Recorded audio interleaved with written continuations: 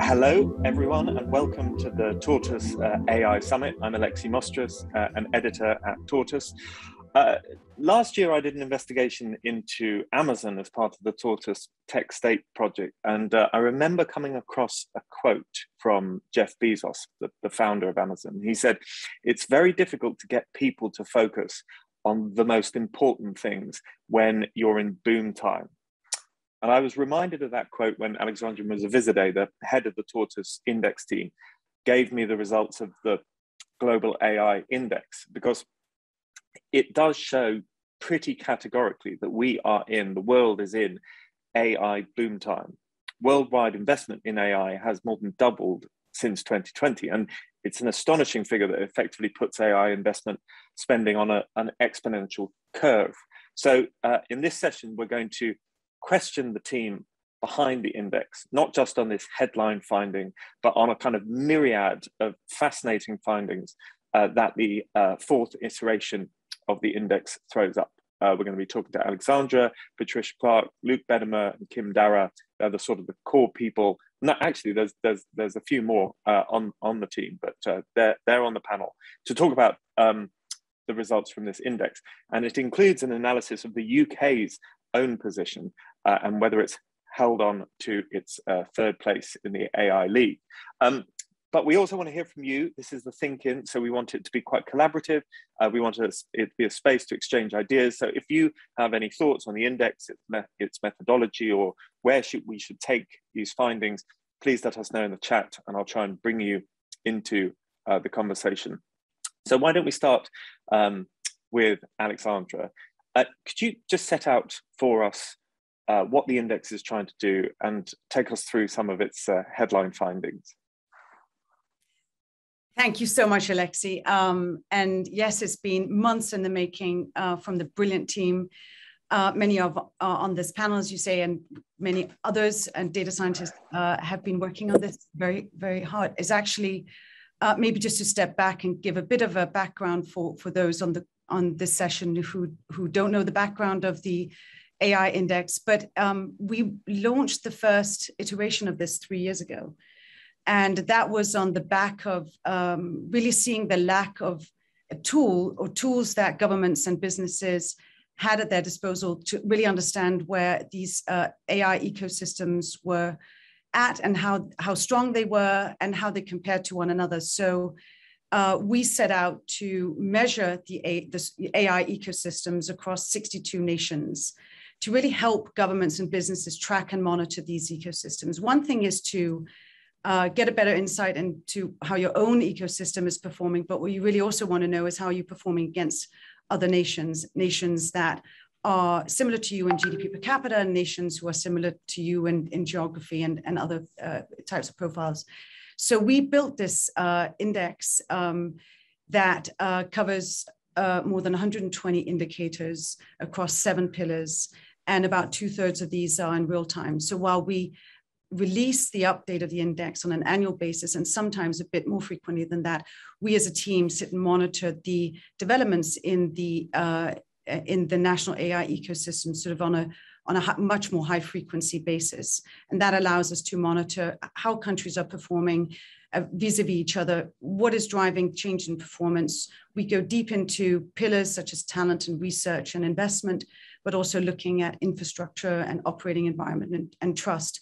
And also take a very close look at what the government strategies themselves are saying. Government strategy is very important for getting a sense of the direction of travel for a country. So if it's a strong strategy that is underpinned by defined funding, there's a good sense of direction in terms of where that ecosystem might be 2 to 3 years down the line.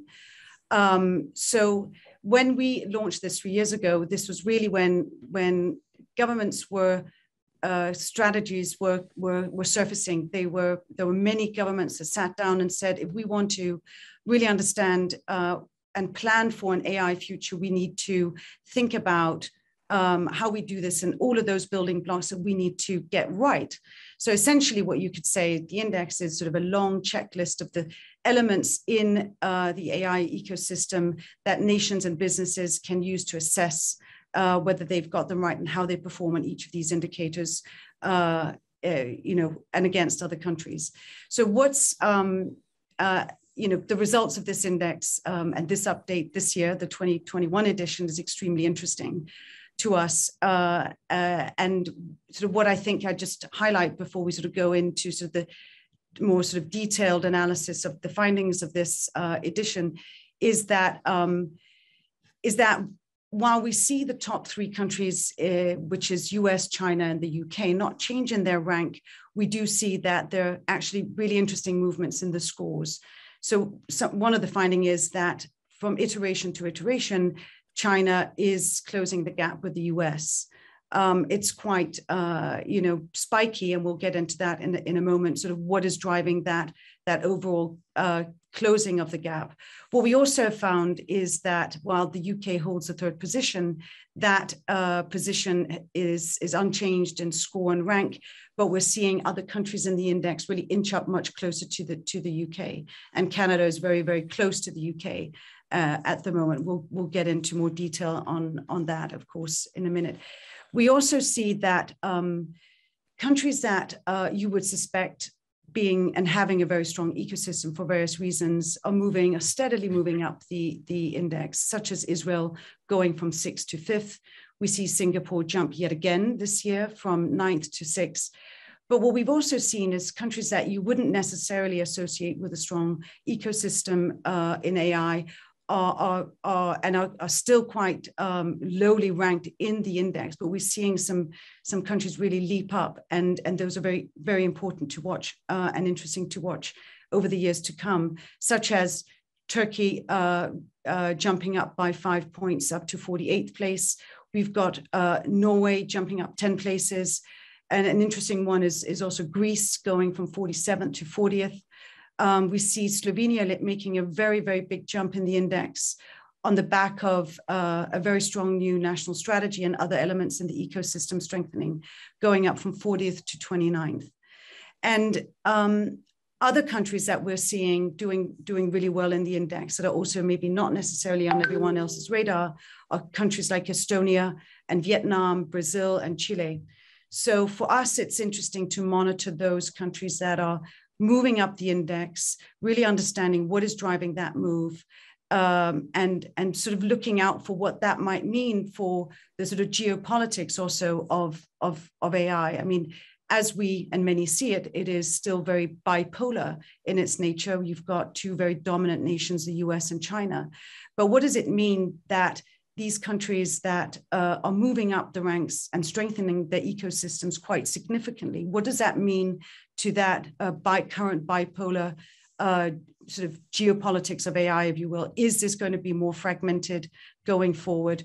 Are we going to see pools of excellence that are clustering elsewhere in the world that have real meaningful impact on maybe specific areas of breakthroughs? What is this going to show us in about 3 to 5 years? Using the index to monitor these movements is going to be one way to uncover that.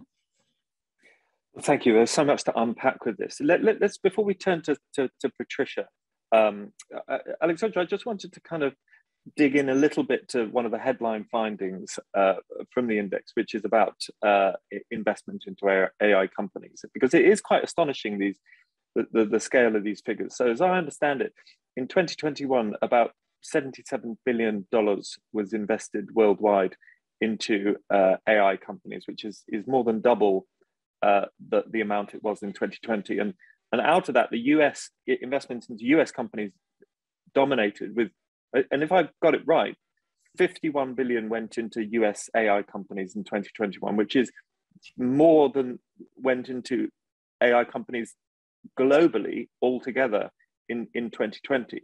So how much of this boom time can be attributed to the world coming out of the pandemic, and how much is actually non-pandemic related and a reflection of general technological and innovative increases?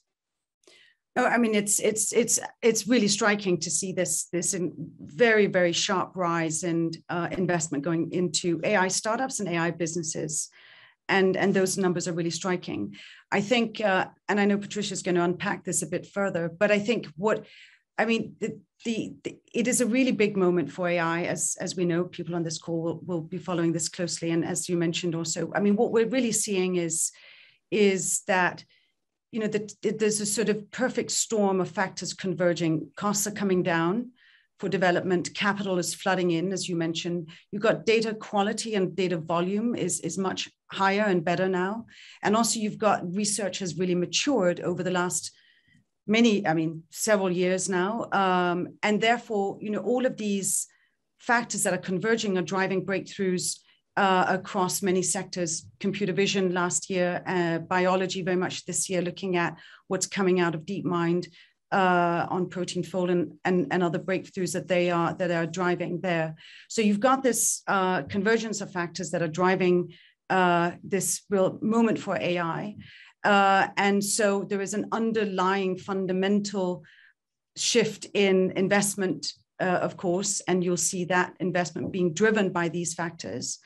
But then I think sort of as far as we can assess from the data is that the pandemic has also really pushed for a number of reasons, investments. I mean, there was a lull last year, no doubt, but then you've seen this rapid pickup this year on the back of maybe some hesitancy last year that is now being unleashed, but also that so many changes in the way that we obviously live and work and function have led to a realization that, an understanding that AI will be part of that coming out and part of the solutions, and has accelerated the need for those for businesses that are AI first, or businesses that are transforming to have AI really in the center. So you're not only seeing that transformation happening, you're also seeing investments in tools that offer a AI or more rapid AI adoption.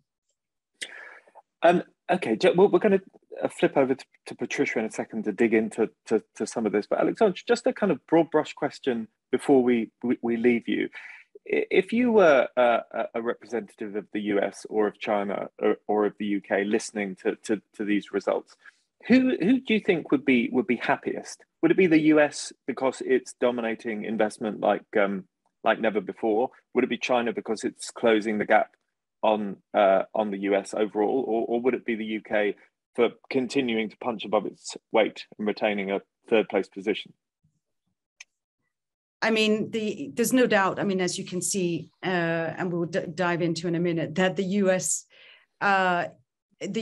is so far and above any other ecosystem. And keep in mind, we are not measuring specific breakthroughs. China certainly is really, really good on many things, and probably far superior than the US, or superior at least on areas, specific areas of AI. They're very strong in quantum compute. So facial recognition. There's a lot of areas that China really excel in. But as a measurement of an ecosystem as a whole, there is no doubt that the US, the score is 100. That China has just, I would say, according to our measurements, they lie around 62. So you can see there's a very, very big gap. But I would say, you know, so measuring from the scores, obviously, you know, you'd be very happy if you are in the US and you're developing AI systems in the US, because you've got access to an amazing talent pool and a growing talent pool, and you've got access to a lot of capital that is going into very innovative areas, but also just the adoption side as well. And China is very strong on certain things. We'll get into that in a minute. The UK, I mean, the UK is, and I know people on the call would like to comment on this later on in the session, but also there is a new AI strategy that's very strong. We're looking for how that's going to be implemented. So there's a lot to be happy for in the US. It still remains as a real center of excellence. It has a history of innovation and creative thinking. It has clusters of research and talent, and it has seen a boom in funding going to AI startups and businesses focusing on AI and that transformation. So there's a lot of really great things in the UK as well, so to be happy about. But of course, there are other countries that are pulling ahead, as I said before. So it is about, we need to stay focused. We need to think about how we retain talent, how we make sure the investments keep staying here and not, investing in a certain point in time of an AI startup or an AI business, and they then leave and move out of the UK. So there's some things to focus on for the UK.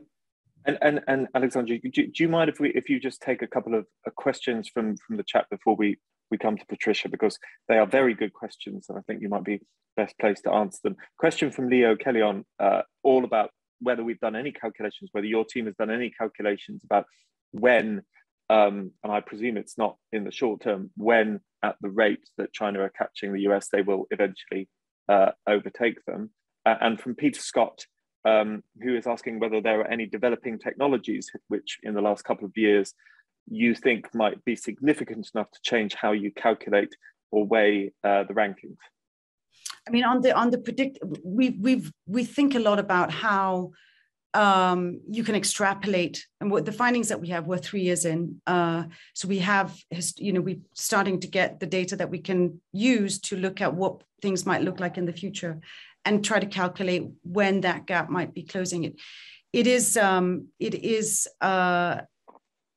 I think we last year actually had a prediction that it would take 10 years. We did some calculations then based on the current rate. It is important to note that China is the country, and probably, obviously so, that is moving the fastest in terms of rate of change in our index. So if you take that growth and you extrapolate that forward, I think our calculation was about 10 years from now. So the interesting, is the index a perfect insight to everything that's going on in China? Might that gap be closing sooner?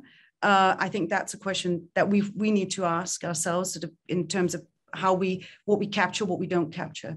But to answer that question, that we did, and we did that last year, was about 10 years and probably a bit less. In terms of Peter Scott's great question about developing technologies that we think will have the potential to become significant enough to change how we calculate or rate our rankings and how we weight the indicators within the index. Just to sort of step back for a second, we weight the pillars slightly differently. We look at talent, research, and investment or capital that goes into AI. We weigh them heavier than the other aspects of the pillars in the index, such as infrastructure, operating environment, and government strategy. And we do that because those are the building blocks that matter most in terms of the AI ecosystem. We don't look at specific technologies, but it's almost implicit in our index because it lies where the research is, and the research being the sort of bedrock for where the breakthroughs come through. But if we move to a sort of a 2.0 version of this index at some point where we look at specific technologies, this is definitely something we're going to have to think about. Fantastic. Okay. Well, I mean, let's turn to Patricia now, but let's also come very shortly, if we could, to Maria Accente and to Lord James Bethel, both of whom have incredible knowledge in the AI space. So it would be great to get them onto camera so that they can make their points face to face. But Patricia, can we just turn to you now to dig in a little bit into what's happening in the US? Because I guess if you're looking at the headline finding of the fourth iteration of this index, it's all about investment, it's all about capital, it's all about boom time. So have you done any work to show where this investment is going into the US? What kind of sectors are benefiting from this extraordinary influx? Yeah, sure. So, I mean, the US has had a huge influx in funding. Last year, it was about, I mean, it's almost tripled since last year in 2020. Obviously, San Francisco is just a massive hotspot for funding in that place. And it's the biggest round of funding went into Databricks, which is a cloud data platform that got about 1.6 billion in investment. But we've seen that across, in particular, electric vehicles in particular. We've seen an increase in healthcare funding, perhaps unsurprising given the context of COVID. And in electric vehicles as well, and the sort of AI computer vision technologies that go into that. So that's really where that investment is going. But it represents 2/3 of global venture capital. So I think, it's incredible to think about just how much prowess the US has when it comes to the commercial AI space. And how much investment can you realistically pick up in terms of the money that is going into Chinese companies? Because presumably there's a question about whether the data on the US is better, more transparent than the data for China. There is a question on that. I'm not 100% sure how to answer it, if I'm completely honest, Alexi. There's difficulties around it, and potentially Western bias in our data. The source that we use is Crunchbase, which is pretty solid on this kind of figure, but it's hard to know exactly. Perhaps someone in the audience has a better understanding. We're quite careful in how we assess this data, but we thought that it was the most solid international source and a well-respected figure. But yes, it's true that definitely there's gaps in that. What we have seen in the Chinese figures overall is that they are increasing, not at the same rate as the US, but China has had a huge amount of investment. And interestingly, 50% of its investment, AI investment specifically, is around transportation. We've just put up a results piece, which Rachel can link in the chat, but Kim found an amazing clip about sort of flying cars and, again, computer vision technology. All of that kind of stuff is really going on in China. So let's just stick with transport for a second. So in the US, am I right in thinking they've got obviously more overall investment coming in, and maybe about 1/3 of that, a big chunk of that, is going into transport-related AI industry. But in China, half of all AI venture capital is flowing into transport-related companies. That's correct, yeah. And what are we talking? Self-driving cars primarily? Self-driving cars, computer vision, what other kind of technologies are there? Again, like I said, sort of electric vehicle stuff falls into that because there are AI sort of components of that. But yeah, transport is the biggie for China. China's also seen a similar increase that has been globally. So healthcare, but it's smaller. For example, in the UK, 19% of investment is around healthcare. That's the biggest that we've seen. China, that's only about 6%, but it has increased year on year. Where else have they got investment? Fintech as well is quite an interesting space. Are we seeing, as you're charting the kind of the investment landscape, and you've been doing it now for kind of four iterations of this index, so presumably we can start to determine trends. Are we seeing a kind of diversification of AI speciality? In other words, is money flowing increasingly towards Chinese facial recognition companies, for instance, whereas in the UK is developing an AI health speciality. Is that what the trends are showing? You do see that in terms of, again, China transportation, the clear speciality there. UK healthcare, clear speciality. Sorry, I'm just repeating your question back to you, but those are kind of the big ones that we are seeing. Okay. In terms of, those are really the standout figures that we found. You do see it increasing year on year. Obviously, the AI space is quite new. So those are kind of the key findings for now. I imagine that will change in coming years. Okay. Well, we're going to bring in Lord Bethel and Maria Accente in a second. But Patricia, it is counterintuitive on its face to have results that show a massive US dominance in investment funding, but at the same time, a closing of the gap between China and the US, albeit a moderate closing of the gap. So could you just take us through why, even despite the investment disparity, China has closed the gap with the US in this iteration? Yeah, of course. And just to add a bit of context, the way that we do this in the index is that we assign a ranking, but we also assign a score. So the top country, the US, will always have a score of 100. Within that, we can still see the individual figures trending. So we can still see the trends like the funding and so on for the US. And the way that we measure how China's progressing is that we look at their score as well. So last year it was 58.2. This time it's 62.9. So like you said, Alexi, there is that small increase. What we're seeing in particular is research is a big one in China. We use sources like the IEEE, which is a body that sets standards for AI. We've seen a big and rapid increase in the number of accepted IEEE papers for China over the year. And we've also seen a growing talent pool. One kind of interesting bit is that on GitHub, which is an open source platform, really interesting in China for reasons outside of this index, because it's one of the sort of only international, not blocked spaces in China. So it's quite interesting anyway, but they've had a big increase in likes and activity on that platform. So we can see that research is growing, and we're also seeing an increase in talent. So people are going over to study in China, and an increase in data scientists. Which is interesting, I guess, if you see China as an increasingly a closed-off country, that people nevertheless are coming there with greater regularity to study and work in AI.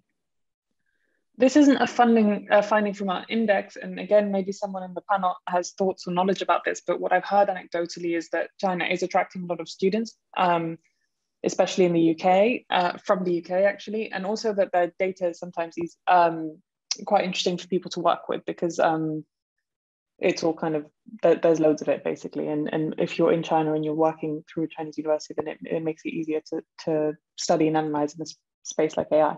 It's closed off globally, but it's quite interesting when you're actually there, is what I've heard. But okay, fascinating. In the chat might know more. Well, let's we don't have that much time to discuss what we could discuss about this index, but I would really like to bring in Maria if she was around, because she was making an excellent point about regulation and how the index factors that into its rankings. Maria, are you around to make that point? Yes, I'm around. Hello, everyone. Hey. Hello, Alexi. Hello, Alexandra. Congratulations. Fantastic to see the index. Fascinating conversation and findings, first of all. The big question is, what about regulation?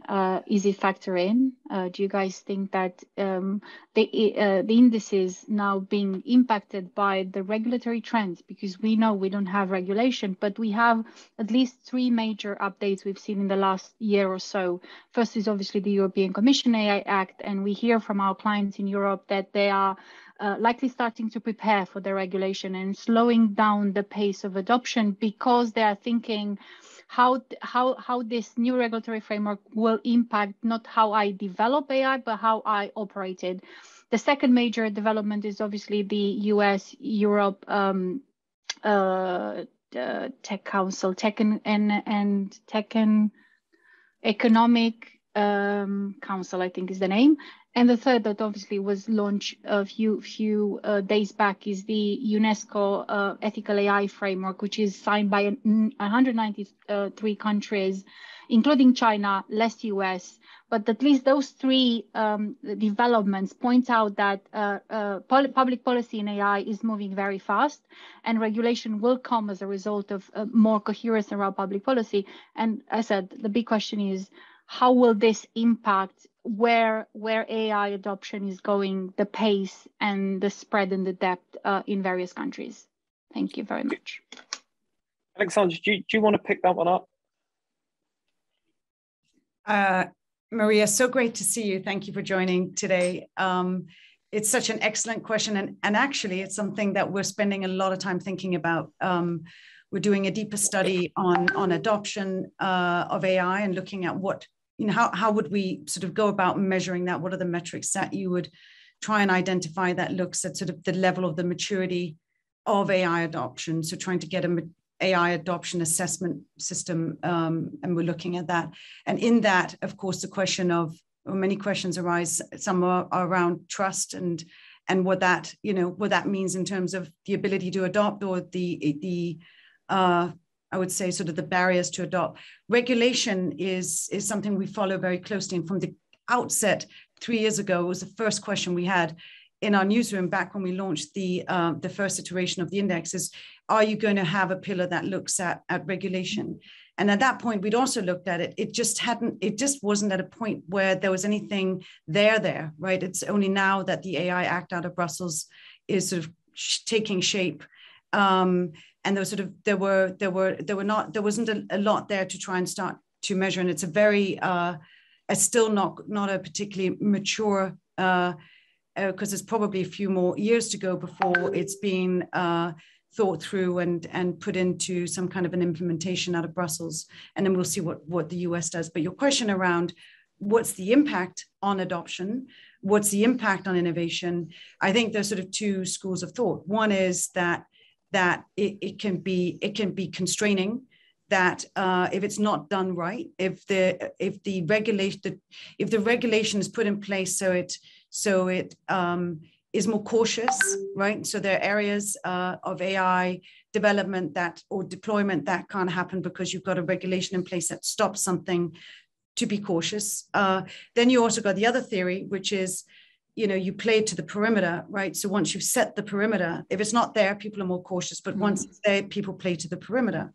And that actually, some would argue, actually unleashes a lot of adoption and innovation. So, I'd love to hear the thoughts from you, also where you think this is going, and also from people on the session here this morning, because there is a concern that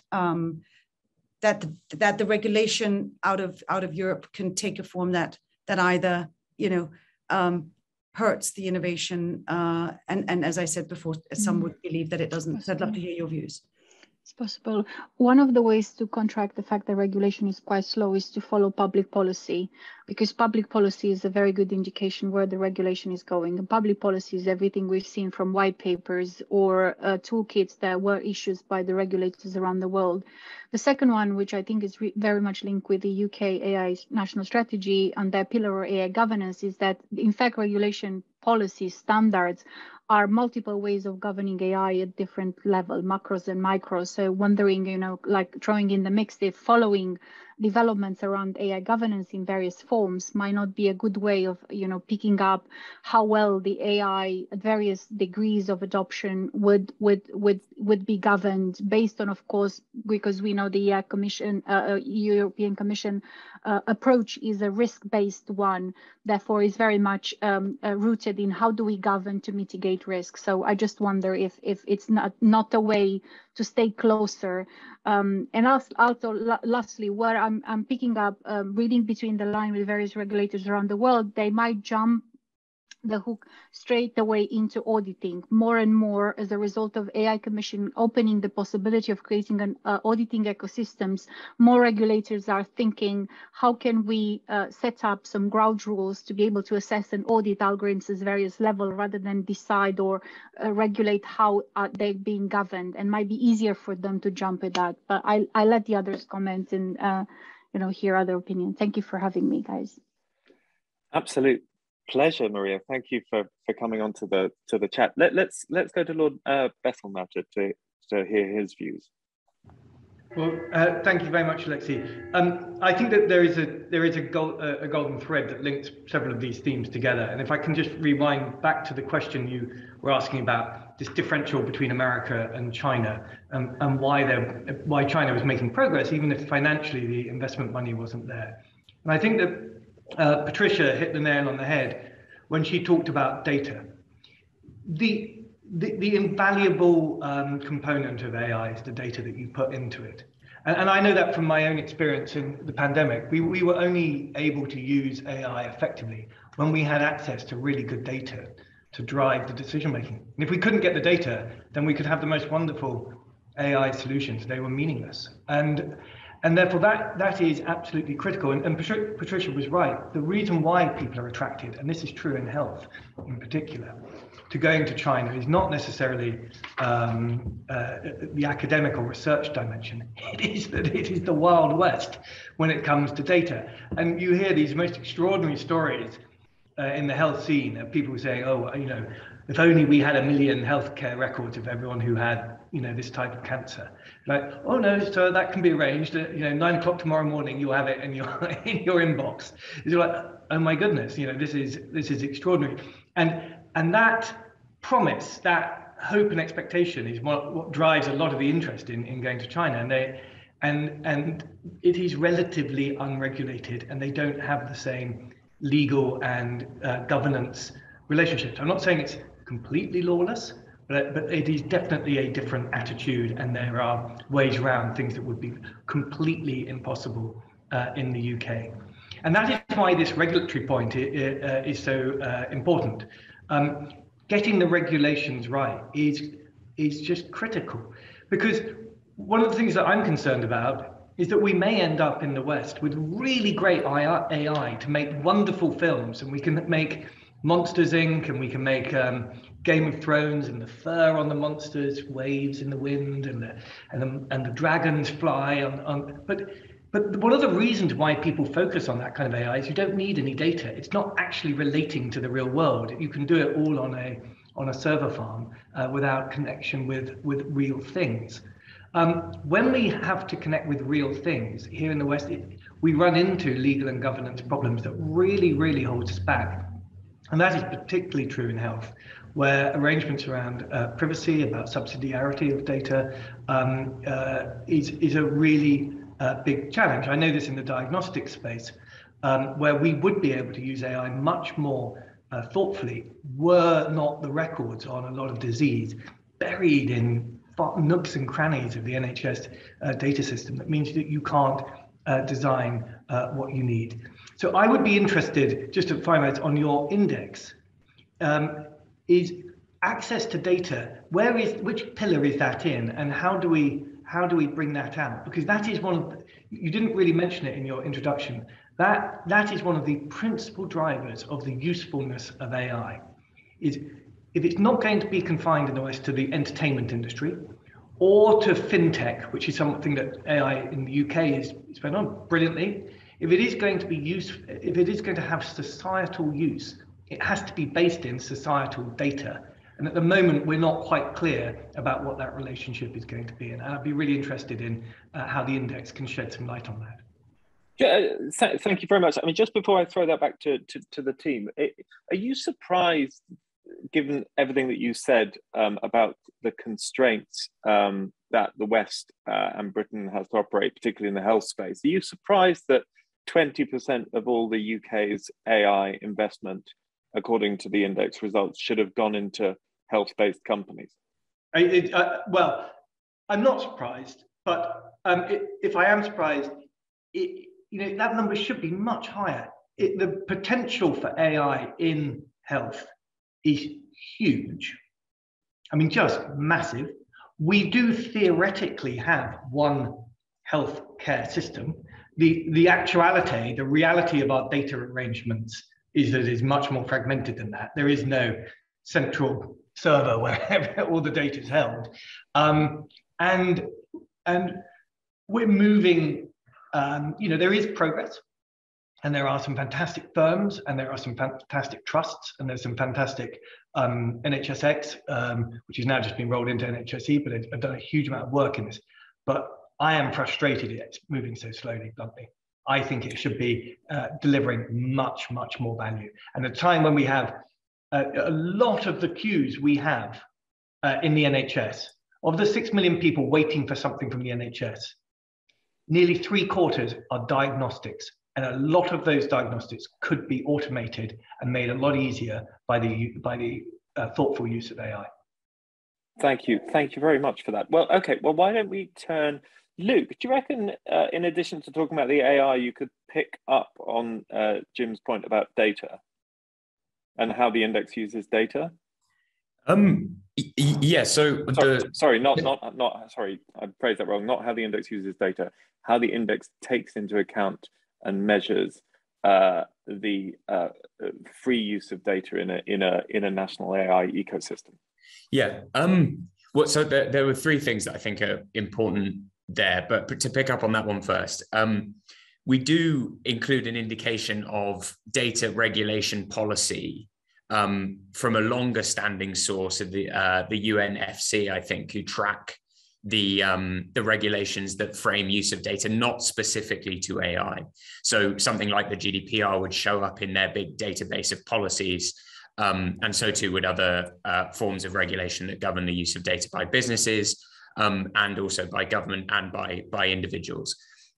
The caveat there is that it's not necessarily showing the most recent and up-to-date ideas that are restricting or controlling how companies can use data. And as the sort of technologies behind artificial intelligence get more and more sophisticated, I think a point that Maria was making is that we need to see what's emerging right now, see the ideas that are being put forward by regulators in different markets. So the short answer to that question is that we need to work out if there's a way to better reflect the AI specific use of data policy. So that's the first piece. Just on the question of the UK's use of its medical data, we had a really interesting conversation not that long ago with NHSX about the solutions that they were trying to deliver and how they were trying to bring some of the more fragmented parts of the system together in order to deliver on the advantages or the benefits that Lord Bethell was just talking about. I definitely got the sense that is in the works. It's just very difficult when you've got a real sense of urgency behind it. And I think that partly explains why we've seen such an influx of funding in the UK right now, which is the sense of urgency behind meditech, health tech, has arguably never been higher with the pandemic and now this sort of bolus of untreated diagnostics, again, as Lord Bethell was saying, coming into the system as people have avoided clinics. So the sort of confidence and enthusiasm about that sector is really, really high. And I can't remember what my third point was going to be. Well, do you know what? It's actually very good that you can't remember, because we have 8 minutes to talk about the UK. So it's a great moment to move on and ask you, Luke, about the UK's position.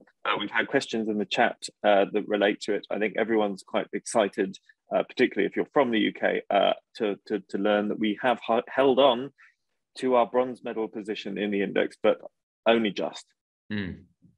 Yeah, absolutely. So one thing that sort of characterizes the UK's position is that it has some really sound, long-standing strengths, particularly in research. And what we look at is not just, for example, the simple measure of how many papers have you published, but we look at citation impact. So how widely has the idea in your paper been sort of disseminated in the academic community?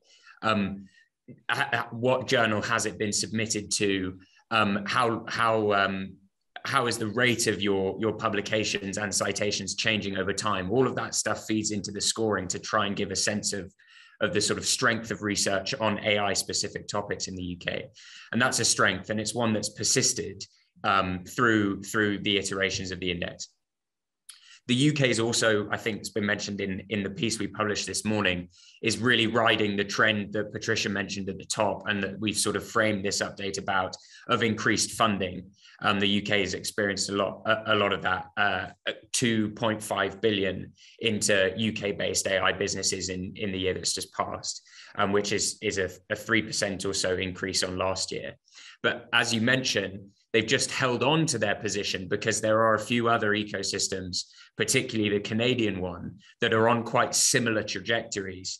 So a few people have mentioned in the chat that one of the ways this ranking from 1 to 62 works is that every win is another country's loss in a way, because they have to shift positions. So that gap between the US and Canada is changing, not because the UK are faltering in terms of funding and Canada are doing well. It's just the relative change in both of their growths is affecting it.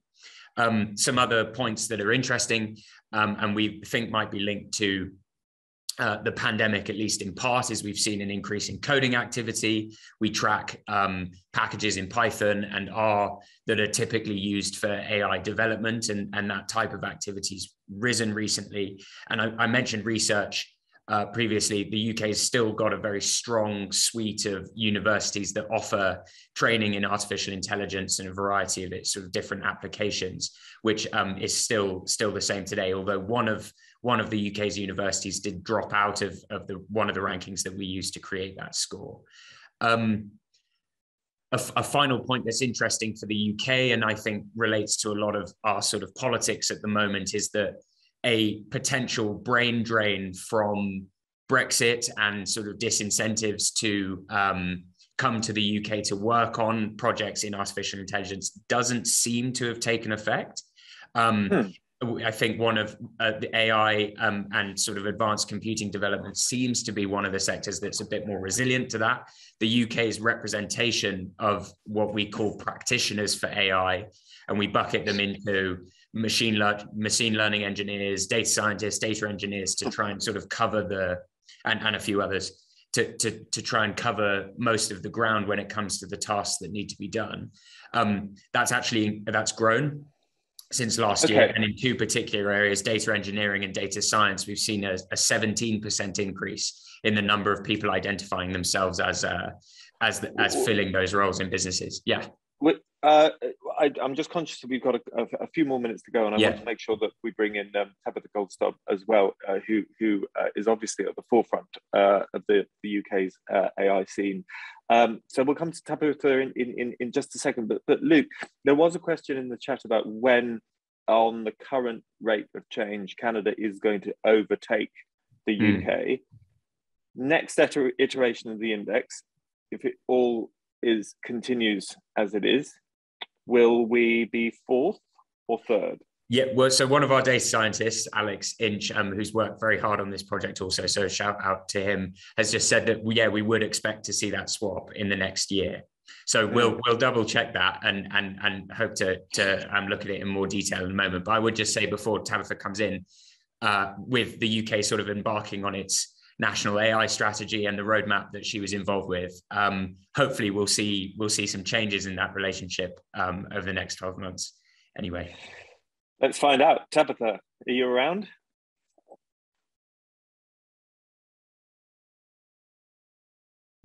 Oh. Yes, I am. I just needed to be unmuted. I was like chomping at the bit to be like, no, this isn't about competition. I can't, I love the index, but the thing that I can't bear is the one country's loss is another one's gain.